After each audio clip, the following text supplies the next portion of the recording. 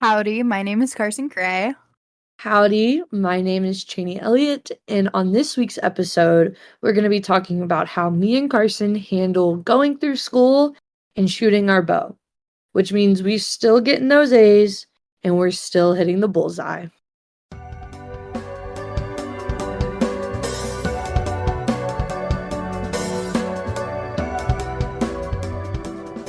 Archery Academia.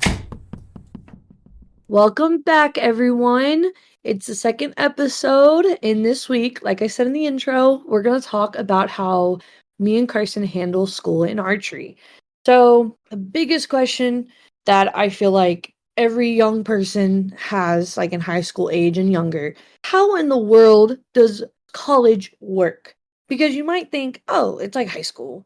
Oh, it's nothing like high school. But you would honestly kind of be surprised. So, what do you think, Carson, is most similar between high school and college?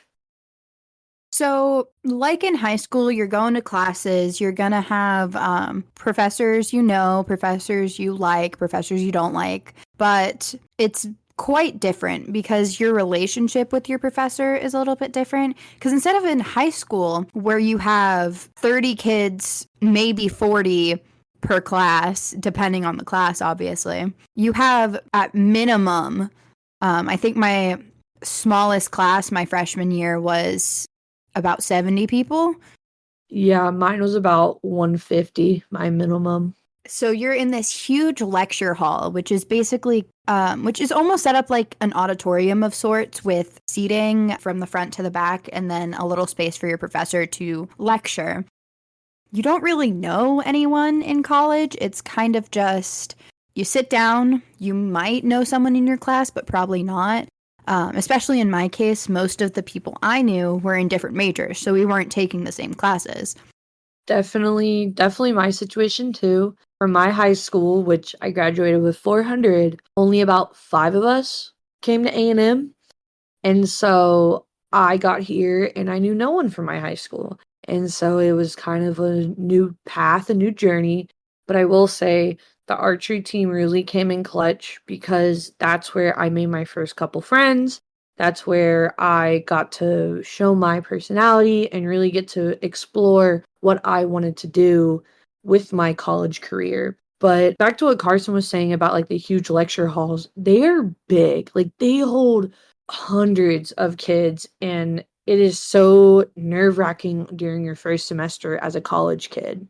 And because there are so many students, you do have that difference in relationship with your professor. They're not going to know that you didn't turn in that assignment because a high school teacher has about 150 students total, but in college there's 150 students and 5 classes. So that's imagine trying to stay on top of everyone's individual learning. That's where it kind of comes in to the point where, yes, your professors are going to be there if you email them and they're going to be there for office hours and stuff, but they're not going to hold your hand. They're not there to make sure you specifically get your stuff done. Definitely. And each professor is different. Like I had a prof that actually this semester, funny enough, that has no office hours, no nothing. It's just you have class and that's it. But then there's some teachers or some profs that have office hours, that have TAs, that have periods, have all this stuff to help you learn and understand what they're trying to teach you, which I feel like is a joy of college is you could go to the class, which a do in college, go to your classes. You're paying for them. Go. Just go. Okay? But a perk of being a college kid is you could go to class and be like, oh, I know this. This is easy. I can easily make an A on the assignment or the exam or whatever. But then you could have another class where you're like, shoot, I really don't understand this. I need help. And can go to that professor. Everything is a choice in college, which is definitely different from when I was in high school, because in high school, you're forced to do these things. You're made to go to class, you're made to do assignments. In college, truly, if you don't do it, the only punishment is you fail, which is a big thing, but you just fail. Yeah, because in high school, you're going to have a couple more reprimands. Like, your parents are going to get contacted. Your parents are going to know. Your teachers are going to probably try and contact you some way, like you haven't shown up for a long time, what's going on. But in college, the professors get paid either way. They don't have to make the grade or anything. They don't have to make sure their students are there. They're definitely there for you if you need them. If you need to reach out to anyone, there are resources and the professors are there to help you if you want it, but they're not going to hold your hand. Actually, I know for this winter break, there was actually a couple posts on Facebook. My mom frequents those parent Facebook pages. Apparently, some kids got kicked out of college and didn't even tell their parents until it was time to go back for the spring semester, which is wild to me. I remember reading some of those and I'm just like, why? I could never do that to my parents because that is like horrible. Not to call anyone out or shame anyone, I guess, but it's just that's so mean on your parents' part. That's lying to them, that's lying to yourself. I don't know. I don't know if I could mentally hold that, which in college you definitely have to have a good mental stance. Definitely got to keep your mind right, keep yourself sharp because college is hard. Hard for everyone. You're never like you're going to fail an exam. Funny enough, my first exam coming into college, I was like, "Ugh, I got this." It was in biology. I made a 45, guys. I was so confident in this exam, and when I got my grade back and I said a 45, I was like, okay, little culture shock, but it's okay. Definitely, because I was almost a straight A student in high school. I had one class that I got a B plus in, and that was AP Calculus. If you guys took AP Calculus, especially in my school, you know it's a little bit difficult. And I came to college, and I'm like, oh, this is going to be easy. I think everyone is just playing it up a lot. But no, these classes are meant for you to not necessarily fail, but they're meant for you to get a higher understanding. They're meant for you to learn, not just memorize material. So I think last year, the lowest grade I got was a 59, which sounds bad for everyone who isn't in college. But sometimes you just got to be like, yeah, I got a 59. That's better than a 0. It is always better than a 0. Just like in archery, when people say, oh, a shot arrow is better than a 0 on an arrow, it is the same way in college. Even if you get a 5 on the assignment or the grade or whatever, you're still getting points. You're still getting somewhere instead of just not moving at all. That's something I kind of noticed in college as well. Instead of being where you get hundreds and stuff, it's actually like a total point value. So each class gets like 1,000 points or whatever, and each assignment is a certain number of points towards those 1,000. And then it takes that grade. So, for example, a homework assignment, you look at it, it's only 5 points, but that's 5 more points than if you didn't do it. And then if you don't do that assignment, you have to do better on other ones. And then it just starts stacking up. And it just all crumbles right at the end. College is a different beast. And another crazy thing about college that I don't know if you've experienced it, Carson, but I have. I've made multiple quote unquote friends in these classes. But then when that class is done, I never speak to them again. Which part of me is like, oh, I feel bad. But the other part of me is like, that's just college. Like, you meet people and they go away. And some people stay. Like, I have 2 really good friends, Emma and Kayla. I met them during Gateway, which was a summer program here at A&M. And they're still my really close friends. But I've met multiple people in classes that I've never spoken to since that class. And I don't know, what is your thought about that, Carson? I definitely agree with that because I know last semester I took Comms 340, which was Communications and Pop Culture. It was a pretty fun class, and we'll touch on that in a second. But we were split into groups, so I had a 7-person group, and I actually became moderate friends with each of them because we had to do so many assignments together and we were together for the entire semester. So we had to be able to rely on each other. We had to know the basics of our schedule so we could meet up if we needed to. And I haven't talked to them since that class ended. Yes, I would still go up to them, say hi, I would still be cordial, but I don't have any reason to reach out to them anymore. None of them are in the same major, none of them are taking the same classes. But that's just kind of how college is. It's you make friends, you're nice to people, and then they just kind of phase out of your life because there's no need to keep up that connection, especially if you were never that close to begin with. It definitely feels like it's preparing you for the workforce. How you have this one job, you meet these people, and then you got another job, and so you stop talking to those people at the first job and just kind of like tumbleweeds from there. And I also feel like that's just life in general because people come, people go, and some people stay, and some people you wish you had never met, and that's okay. The next point that we're going to talk about here, it's a really fun one, are the do's and don'ts of archery, parentheses, what Carson and Chaney think. Because not all of these are do's and don'ts for someone else. These are just kind of what me and Carson have come up with that I feel like are very useful for incoming college kids. So, first of all, let's say don't pick an 8 a.m. or a night class. Don't. Even if you're like, I'm used to waking up at 7 a.m. every day for high school, and that's generous. I'm used to waking up at 6:30. I'm used to waking up super early, so 8 a.m. that's sleeping in. No, don't do it. It's so different for college.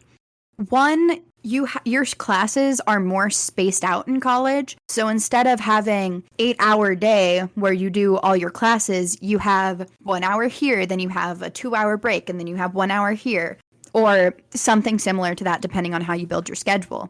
If you have an 8 a.m. and then no classes for a while, and then another class, that just makes for a long day, even if it's less than what it would be in high school. Yeah, so this semester I have polls. I don't want to mess it up. I think 206. Yeah, it is 206. I've already taken 207. I have polls 206 this semester, Tuesdays and Thursdays at 8 a.m. It is so hard to want to get up in the morning and go. It is so difficult because even though the prof, I love him, it's great, there's no mandatory attendance, which we got to speak on that next. Since there's no mandatory attendance, sometimes I sleep in, and you know what? It comes with the territory of an 8 a.m., but definitely avoid 8 a.m. if you can. And like Carson said, a nighttime class. I had a lab my freshman year that started at 6:30. I didn't get home till 9 o'clock. And then on top of that, I had to do work after lab. So that was more stuff I had to stack on top of and staying up till 1, 2 in the morning and then having to get up super early the next day. So definitely avoid 8 a.m.s and nighttime classes. At least for your first semester, because once you start figuring out how you like to do things, you can definitely tailor your schedule from there. Like, let's say once you get into college, you are finding that you're still waking up at 6 a.m. or whatever, then an 8 a.m. might be perfect for you. Or if you're just a night owl in general, you might not want to get up until 12, but you might be fine with going to class until 8. Yes, it is definitely different for each person. And being in college, I have learned more about myself than I did in high school. In high school, I was a morning person all day. I was waking up at 6 a.m. every day. But now that I'm here, if I get to sleep in till 7:30 for my 8 a.m., I'm happy. Like, I love my Fridays because I don't have class till 9 o'clock and I get to sleep in till 8. It's wonderful. But I just remembered that we did not touch on attendance for these classes. Well, I think that goes in with our do go to class. Yes, do go to class, even if attendance is not required. Because there are some classes, like they like to use iClicker, which is great. Sarcasm, by the way. So iClicker is basically a application that your professor can send out multiple choice questions or fill-in questions to the whole class. and you get to like fill them in. So you, at the beginning of class, you join the class and they'll send it out throughout the lecture. They'll put a question on the board or ask a question to the class, and you just like click on it, and that takes attendance for them as well as lets them see how the class is understanding the material. And sometimes, like in my chemistry 222, I had iClicker, and it was for attendance, but if you got a certain percentage of those iClickers correct, you got an extra 10% on your final grade, which is a huge thing. So it gave an incentive for kids to come to class. Obviously, some kids still didn't come to class, and it didn't really affect their grade that much. But I definitely went to class more because of iClicker. And so I like having those iClickers and those like mandatory attendances, but you just need to get in the habit of going to class every single day and never missing unless you have to. Because genuinely, in college, I feel they know that kids skip out on lecture. They know that kids don't come to certain classes because they just don't. And so they'll give tips or tricks for homework or the lab or whatever. They'll give those in class without any warning. So, for example, they'll explain how to do a certain problem on your homework set that a lot of people have been having trouble with. And you would have no idea if you weren't physically in the class. Another crazy one I had, it was in a math class. I had a teacher that was like, "Oh, we're going to do random pop quizzes on random Thursdays throughout the semester. The pop quizzes aren't hard." It was literally like, what's 2 plus 3? Like it was something super simple like that. But if you missed it, you got a 0, and all those points, like if you took the quiz, they went towards your exam, your final exam, which you can earn up to 30 points for your final exam. So I was there every Thursday that I could be. So to get those extra points, because extra points are extra points. Like take them. Do the extra credit. Definitely. If there's extra credit, do it. Seriously. It will save you. It will save you a lot. And another, it's kind of a do, but also kind of a don't because you don't want it. But if you can do, C's get degrees. You think that's just like, oh, haha, that's funny. No, they do. Because there are going to be classes where it's just difficult. You're going to get stacked with workload in like 4 different classes, and you're not able to dedicate all your time to just one. And it's okay to get a C. Listen, everyone makes a bad grade. It's okay. It's when you get to that D failing category is where it gets a little iffy. But C's get degrees. Honestly, in a majority of classes, at least for me, if you just show up, do the work, you'll get at least a C. Yeah, same. And I think that's how most classes are formatted. Like even classes that are just exam based. If you just go to class and read the book, you'll most likely at least get a 60 on the exam, if not higher. And stacking all that on top of each other, that gets you a C. It might be a low C, but it's a C. So C's get degrees. Definitely don't want to do it, but if it comes down to it, you need the C. Also, at least at Texas A&M, don't worry about A plus, A minus, C plus, C minus. A C is a C. A B is a B. I had an A last semester. That was a 90.5. That was an A. That's the same letter grade as someone in the class that has a 98. It's the same grade. So it doesn't matter how high up on the totem pole you are. An A is an A, a B is a B, a C is a C. That being said, even if you have a 98, don't start throwing assignments around because you never know what's going to happen on that next assignment, next quiz, next test. Yeah. Because sometimes, I swear, professors pull out the most random questions. At the most random times. College is a beast. That's all we're trying to say. It's hard. Another like big thing on less of like, I guess, the learning side and more of a personal side, don't worry about what people think about you. It's college. We're adults. And yes, if you're in a frat, if you're in an org, if you're in a whatever, you'll get those people that make fun of you or you look down upon or all these different things, like a social aspect. But like on your day-to-day life, I'm not thinking about what the guy sitting next to me is thinking about. All I'm thinking about is I gotta do well in this class. And if I can make a friend, I'll make a friend to help me. I'm not thinking like, oh, does this guy like my shirt? Oh, do my shoes look okay? Because that does not matter in college. I remember that was a huge thing in high school. Huge. It does not matter in college at all. I promise your classes are so big. I doubt anyone is going to notice your outfits or if your hair's messed up or anything. Or even if they do, they'll be like, huh, that's crazy. And then forget about it. Move on. Genuinely.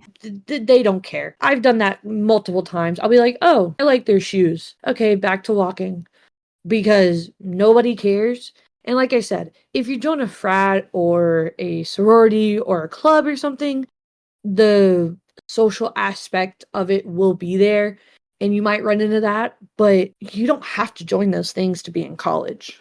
That's just an extra thing to stack on top of college work. I do agree that joining orgs and everything is a good idea, though, because otherwise we wouldn't have met.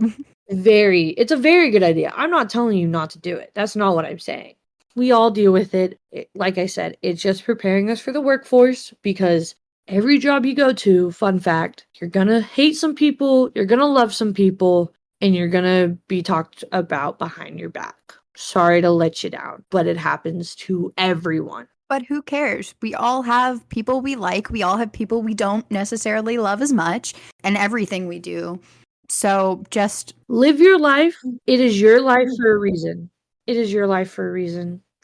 Do what you want to do. But another do in college, make friends. You need friends. You need people like you. Find them. Keep them close because they're your lifeline. I promise.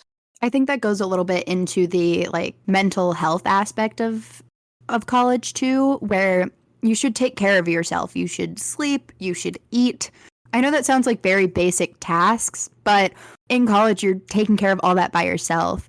Instead of having like your mom or dad monitor you, give you food, you have to go grocery shopping on your own. You have to cook for yourself or figure out another way to eat. And then you have to go to bed at a reasonable hour. You can't, it's very tempting to stay up till 4 a.m. because, I could just get all of my homework done tonight and don't even have to worry about it later. But you have to take care of yourself. And that does come with having friends because they can hold you accountable a little bit. They can make sure you're enjoying life a little bit instead of just school, work, whatever. It's a little bit of, it's balance. College is a little bit of a juggling act, a little bit of a balance. Yeah, definitely what Carson said. You need to sleep. You need to eat. You need to do your work and go to class. Most importantly, you need to talk to friends. You need to talk to people. You need to be a human. And that's something that a lot of people struggle with, surprisingly. People that have never battled depression before or anxiety or anything, all of a sudden get it at college because their life has changed. They're not having their parents around or their siblings around. They're with these random people at this random place, and they're just trying to find their way. And freshman year is the hardest year for that. And so I definitely recommend getting close friends, joining an org, joining a club, doing something other than just sleep, eat, and go to class. My top advice for college students is join some sort of organization. It doesn't have to be anything big. For me, it was just archery, which is a pretty big part of my life, but it could be something as small as there's a tabletop game club at kind of our hub. There's little things that can just get you meeting people. So join an org of some kind, even if it's a very small one. I know a lot of people like in classes that they have a job just for the social aspect. They have a job on campus just so they have something else to do. and they're getting paid for it, which is kind of the reason why I have a job, is to balance my schedule out a little bit more and help me with finance and everything like that, because I've been really enjoying working and doing college and archery and working, all three, trying to balance that on top of my social life with friends and dating someone. It's been a lot. This semester's been busy, but you know what? I'm kicking, I'm going, and you can always get through it. No matter how hard it looks, there's always another step you can take. There's always another ladder to climb. Just keep moving forward. So let's go ahead and jump in a little bit more to the archery aspect of college, how we balance doing school and still performing as well as we do. Yes, because obviously this is about school and archery. And I think for me personally, I always put school first, which you should always do school first. But I definitely put archery pretty close and very, very close to school, because the moment I get done with class, I'm immediately at the range. The moment I get done with work, I'm immediately at the range, just shooting my bow and practicing and getting ready for the next day. And definitely, I think a couple things that help to balance it is you don't have to be at the range for hours on end. You might be used to that a little bit more in high school, where once you get off school, you have time. You can do your assignments in other classes during high school. I don't recommend that if you are in high school, but it's a lot easier to spend hours at the range. Where in college, it's a little bit different. You might only get an hour here, an hour there, but it's still important to go instead of being like, well, I only have this amount of time. It's better to go for a short time than not go at all. Any shot arrows are better than no shot arrows. If you can go for an hour a day, go for an hour a day. That's still much better practice than not going at all. So it definitely helps. And I use archery, honestly, as kind of like a mental dump. I just relax there. I don't think about school. I don't think about my life. All I think about is, okay, what is this shot going to feel like? How can I improve my shooting? And I just really dive in on archery, because that's where I get to mentally relax. That's where I get to detox and just compress from my long day. One of the biggest things is if you do a sport or anything, if you're listening to this podcast, you probably do archery. The biggest thing is taking that step back when you're competing or practicing or whatever, where when I have a bow in my hand, I am shooting. I am not worried about the assignment due tonight. I'm not worried about the test tomorrow. I'm not worried about any of that. I am worried about shooting, because it's going to be a more productive practice. It's going to be a shorter practice, and it's going to be an overall better practice if I am focused on shooting rather than all of the things I have to do. Totally. And for potentially some of our listeners that will be going to a college and shooting their bow, I will say school does come first. I know it's going to be hard. It's going to be hard just setting your bow aside and focusing on school, but your school comes first. It always does. If you're really struggling in a class and you really need to study for it, really need to get on the grind and go, the bow can wait. I would still recommend going to shoot, but you won't be able to shoot as long, or you might have to miss some practices because you have to go to a study session. Go focus on school first, then archery. Even if you're on scholarship, if you fail that class, you can't keep shooting. Yes, you can definitely manage it better, where you can put school first and still have enough time to do archery and be well at archery. You just have to be able to budget your time well, which in high school, you keep hearing time management, but it's almost done for you to a certain extent, where you have that block of classes where I'm in high school, like I am in school right now, I have to do school. And then when you go home, you may have a bit of homework, you may have a lot of homework, but you're like, well, this is my time to do my homework, or I can do homework after dark because because I can only shoot during the light, that kind of thing. Where in college, it's more, okay, I have an hour class in the morning and then I don't have anything else for 3 hours. You can go shoot during that time. You can go study during that time. You don't have to sit and do nothing. You have more time during the day, even if it feels like less, to compartmentalize and do what you need to get done so you can shoot your bow instead of only focusing on school every single day. Yes, get your work done and shoot your bow. On top of that, some of us might want to get a job, like myself. Job is third. Unless you absolutely have to have this job to go to college, archery is first. Prioritize archery over your job. And then everyone else comes below those three. For me, personally, I have a boyfriend. I tell him all the time, I'm like, you're fourth in the list of priorities. I hope he knows that. And he's okay with that because he understands. Wow, I'm not fourth.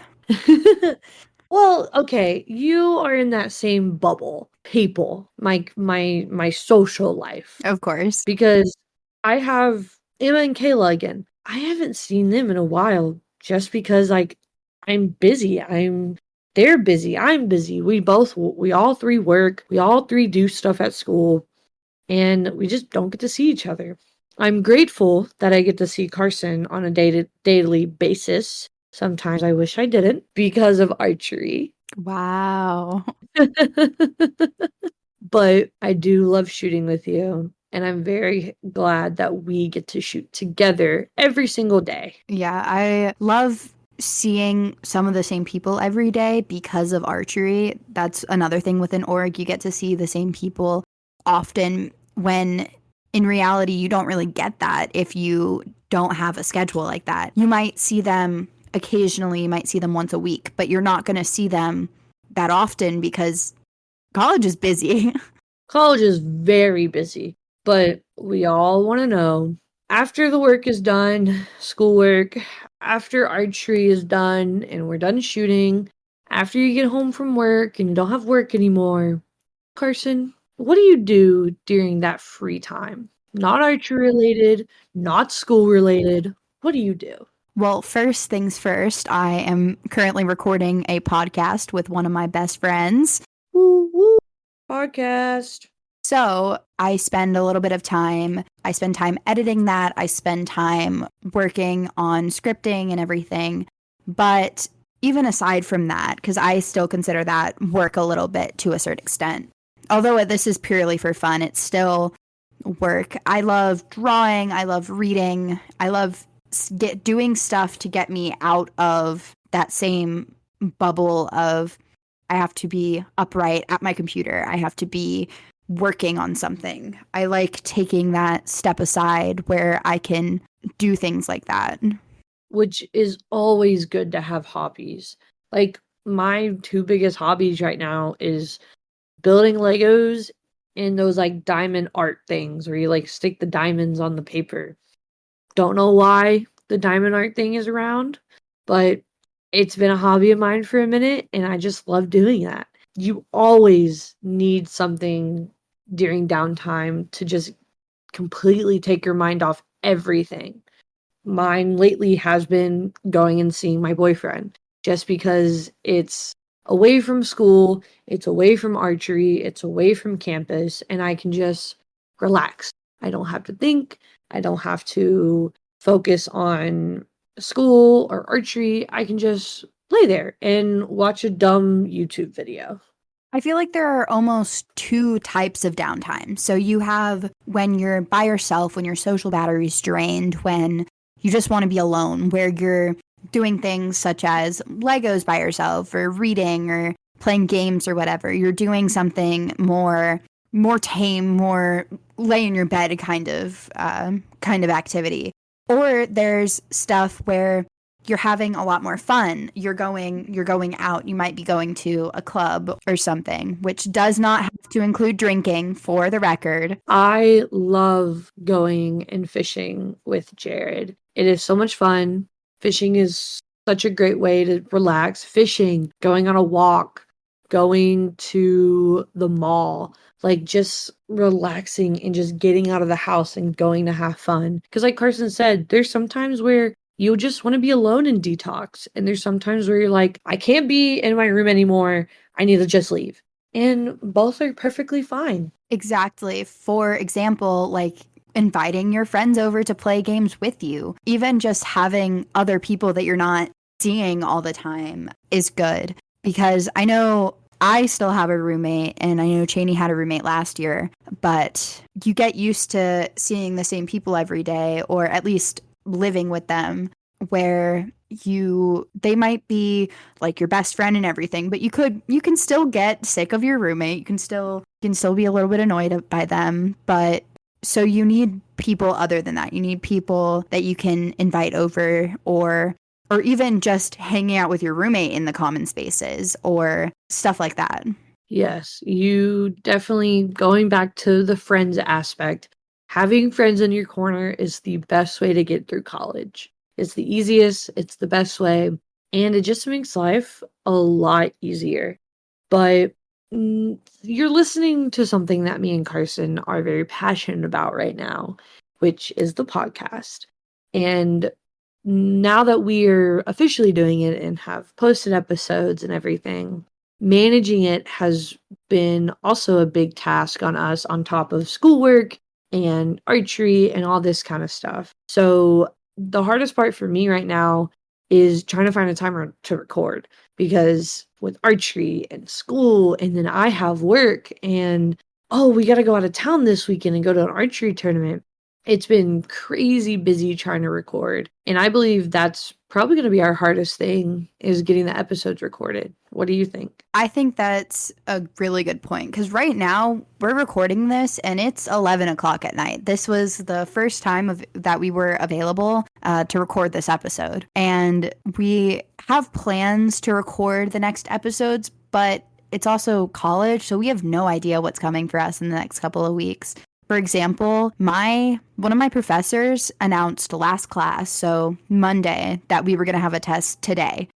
So I had to study for that. I had to get ready, even though I had all these other things. I had to make sure that I put in time for that. It's a little bit difficult to find time where we're both free, because we also want to do archery together, because we're really good friends and we shoot together because we both shoot the same bow type. So we want to do archery together and we want to record the podcast. So that's at least 2 hours worth of together time, which that's a low number compared to what we usually do. That is a very low number compared. Very low number. Yeah, because we usually spend about, I'd say, 2 hours total at the archery range, and then we spend about an hour and a half recording the podcast. If you don't even count going to dinner between the two. Exactly, which is what we normally do. So we have to find enough time where we both have the time that we can record and do this. But on the other side, even just alone, there's a lot that goes into making a podcast. I spent, I think, 8 hours before the first episode of the podcast aired, just editing audio, making sure it all sounded good, making sure we had an intro song, making sure we had I actually contacted one of our friends to get them to do that little voice at the beginning saying our title, and making sure everything is in the right place for the episode to air. And which, by the way, it was a phenomenal job. It is such a great episode. The beginning sound is amazing, and I can't be more happy to have you on this podcast with me and knowing how to edit videos, because I am not very tech savvy at all.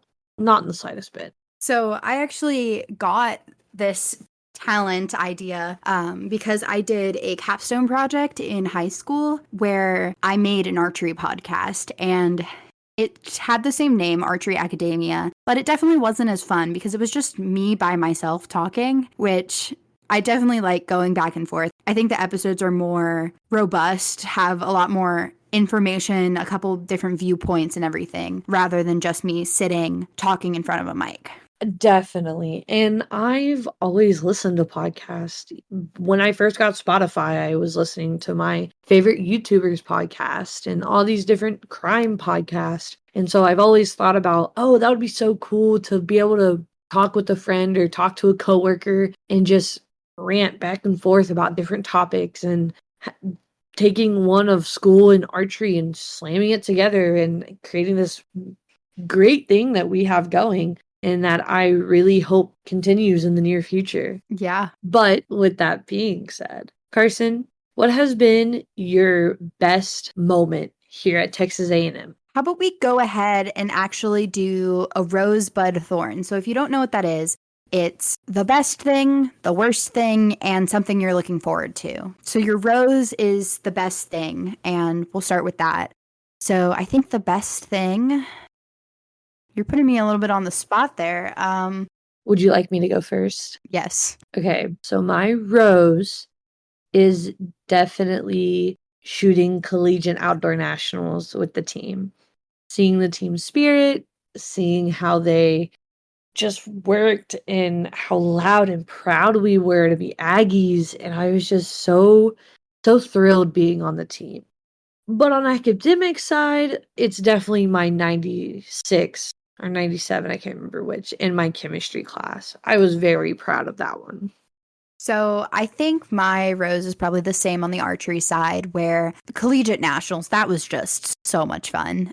If you are a college student and you did go to collegiate nationals, just the energy from everyone, not even just the Aggies. Like the Cumberlands had a lot of team spirit. Everyone did, but the Aggies especially, we did our yells, we did our war hem. We just made it an A&M sporting event, and it was so much fun because I think all of us did pretty well shooting, and we were able to celebrate that with each other rather than where at a normal archery tournament, it's kind of just, it's you, maybe your family, and if you're a higher competitor, maybe some of the people that look up to you or your fans. But at collegiate nationals, you have this whole team that's like rooting for you, that wants you to succeed because that means points for the team, that means you're doing well, and they just want everyone to do well. Definitely. I love the team so much. I cannot give them enough praise. So our first episode actually released the day we're recording this, and my mom, when she asked or when she listened to the podcast, said that we accidentally turned the first couple of minutes into pretty much just an advertisement for Texas A&M archery. Which there's nothing wrong with that. I love my school and I'm gonna support it how I can.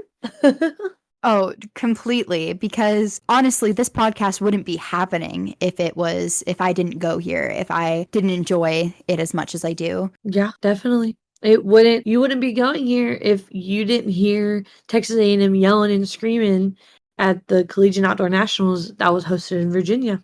That's actually very true. I didn't even think about it that way. You're kind of making that dream come true for other kids potentially too. Yeah. And I guess my rose for academic wise is, although this sounds a little negative, I guess, I'm kind of glad that engineering didn't work out because yes, I did want to do computer science and I wanted that path.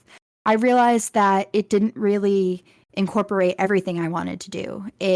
Yes, I wanted to do coding and that side, but it completely took out what I really like to do, which is art and combining art and technology. I think it's really good that I was able to recognize that about myself, especially before I had a full degree in something that I didn't want to do. Definitely. That is definitely a good rose to have. Next is thorn. My thorn is probably failing a class. I failed a class my first semester here. I'm still dealing with those problems of failing, and it's okay though. I'm here. I'm still at the school. I'm still trying to bring everything to a point that I'm happy. That's definitely my thorn. And I really don't have any thorn archery ones? I think my thorn for school-wise is probably my spring semester last year. It was a little rough. I definitely struggled with some things mentally where I didn't really want to get out of bed. I didn't really want to go to classes. I pretty much did archery, school, and nothing else because I didn't have that many friends at the time. And me and Chaney really didn't know each other that well at that time.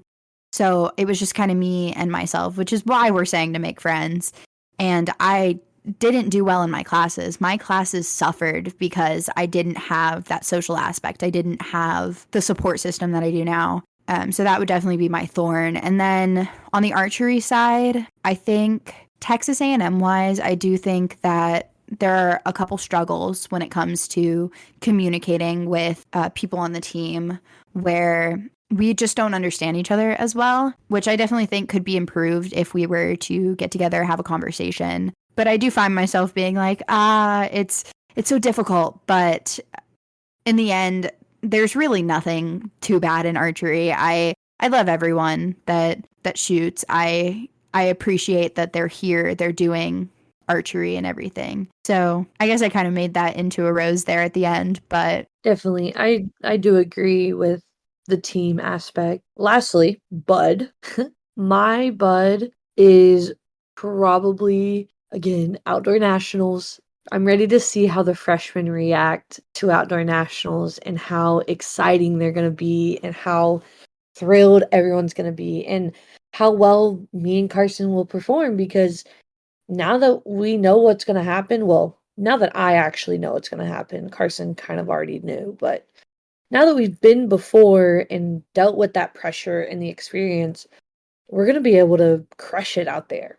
So that's what I'm really ready for coming in May. I'm excited for the exact same thing. I think Collegiate Nationals is going to be a lot of fun this year. I can feel it. I think, honestly, our team dynamic is a lot better than it was last year. Last year, although it was still great, it was definitely a little bit more separate than it is now. Each of the team captains and each of the officers really focused on making sure everyone knew everyone, and we became more of a family than last year where, yeah, we knew each other, but I mean, we didn't really talk last year until Collegiate Nationals, but this year I've definitely had more interactions with the freshmen this year than I think we had with the upperclassmen last year. And I made that a point this year was to talk with our freshmen and get our freshmen acclimated to what is happening and how and explain to them it's okay if you're not shooting the same scores. It's okay if you're struggling in classes. It's normal. Everyone goes through it. So it was good. I definitely agree. I'm ready for outdoor nationals. Yeah, even just getting to know the compound women, even not even the entire team, which is a lot more people. Just getting to know the compound women, I think, was a good step in the right direction. So I'm really looking forward to how we all perform at Collegiate Nationals. And then school-wise, I definitely am excited to see what major I'm in next year, because although I hope it's visualization, I have no idea where this path's going to lead me. I believe that life always happens for a reason. There's always a reason why things happen. So whether I get into visualization or not, I think next year is going to be really fun once I'm actually in a major and doing major specific classes. Definitely. You're going to get into your major. I believe in you for sure. And with all of that, let's wrap this up a little bit with a little sneak peek into our next week's episode. Yeah, because you know what else I'm looking forward to? An episode dedicated to talking to ChatGPT and seeing what it thinks about archery. Not archery and AI coming together. So, one thing in college is, especially now, there's a rise in AI where ChatGPT is growing and a lot of people are using it. Everywhere. It is everywhere. Every time you turn your head. And I've encountered two main types of professors. Either one that says, no AI, don't use it, I will find out, which don't think they're wrong. They will find out. Even if you think you're sneaky, you're not. AI has a very distinct writing style. Very. And then there's the professors where I want you to use AI to develop your ideas. I want you to use the tools you have in order to make what you have better. So we're going to talk about that a lot more next week. But in order to give you a little bit of a teaser, we went ahead and asked ChatGPT to define what a D loop is in archery terms. It is very goofy, so strap in. It's about to get wild. Okay, so I'm going to go ahead and read. So it gave us like 3 little paragraphs, and I'm going to go ahead and read the first paragraph. In archery, a D loop refers to a small, flexible cord or loop that is attached to the bowstring. Its name comes from the shape it forms, resembling the letter D. The D loop is used as a connection point for the release aid or D loop release, which is a handheld device that archers use to release the bowstring. Okay, first thing I noticed is, what is a D loop release? What in the world? Like it said release aid, which, okay, that's fine. It's a release. It's like a hinge, it's a pressure, it's like a finger, it's a thumb, whatever. Yeah, and the technical term for release is a release aid. Yeah, because it aids you when shooting. But a D-loop release, is it talking like a thumb button? Like, what is it talking about? That was definitely the first thing I noticed too. I think it might be talking about a trigger release. I don't know. Maybe. Or maybe it's just referring to all of it as a D-loop release. I've never heard that term though. I have not either. It was wild. And it's just wild to me. That was crazy when I read that. But the next paragraph is a little bit interesting. So here it is. The D-loop is typically made of materials like braided nylon or similar high-strength materials. It is installed by creating a small loop and attaching it to the bowstring. The free ends of the D-loop are then connected to the release aid. This setup allows the archer to achieve a consistent and precise anchor point when drawing the bow, promoting accuracy in shooting. So first things first. What does it mean? What does that mean? The free ends of the D-loop are connected to the release aid. Right? Because at least how I use a D-loop, I don't know how you guys are using it out there if ChatGPT thinks this is what it does. There are no free ends. It's literally, you tie a knot. It's a very specific knot. I don't know what it's called, but you tie a knot on one side of your knocking point and you tie another one on the other. So there's no loose ends. It's literally a loop on coming from your string, and your release attaches to that loop. So what free ends are they talking about? That's AI for you, I guess. It gets information wrong, which is why you shouldn't use it, but it's for our enjoyment right now. But when I read that, I was like, what in the world did we get ourselves into? And I also feel like it says it is installed by creating a small loop and attaching it to the bowstring. So technically, yes, but I feel like that language is a little bit misleading because you make the loop on your string. Uh-huh. So like, it is literally attached to your string. Yeah, it's not like you make a loop and then attach it. So if you don't know what we're talking about, if you've never seen a D loop before, please look it up. It's pretty self-explanatory. It does look like a D, like it said, but it's attached to both sides in the knocking point, and it's like a loop. The language is correct, but it's just a little wonky. It is very misleading. So this is the final paragraph. Using a D loop provides several advantages, including a consistent release point, reduced torque on the bowstring, and improved accuracy. It is commonly used in compound archery where precision and consistency are crucial for optimal performance. I actually think that's pretty good. I don't think there's anything that's blaringly obvious like there were in the last 2 paragraphs. I don't know what it means by reduced torque on bowstring, but I'll just nod my head and pretend that's correct because I don't really understand how a D loop would help that. But that's just me. So I think when you pull it back with your fingers, it can twist the string a little bit. I think that's what they're talking about. But that would make sense. But it's a little bit confusing in general because there's a consistent release point. So that's called an anchor point. And even though recurves don't have a D loop, they can still have a consistent anchor point. That's not necessarily the defining factor of a Yeah, of a consistent release bow. point. Yeah, exactly. But I do agree that compound archery precision and consistency are very important. That's why we use release aids. That's why we have sights and everything. But I don't think the D loop is the reason why we are so precise and consistent. Yes, it definitely helps, but that's not the deciding factor. Yeah, that is definitely not it. But now that we have finished reading it, I will say it did not get it correct, but it also didn't get it incorrect. I agree with that. If someone were to read this and try and apply it, I think they could understand what it's saying, but in general, since we do know so much about archery, especially things like D loops, it's you start to notice the obvious mistakes. But to wrap up this episode, on our Instagram, once this episode goes live, we are going to have a post about leaving a comment or DMing the Instagram about what questions you think we should ask Chat GPT.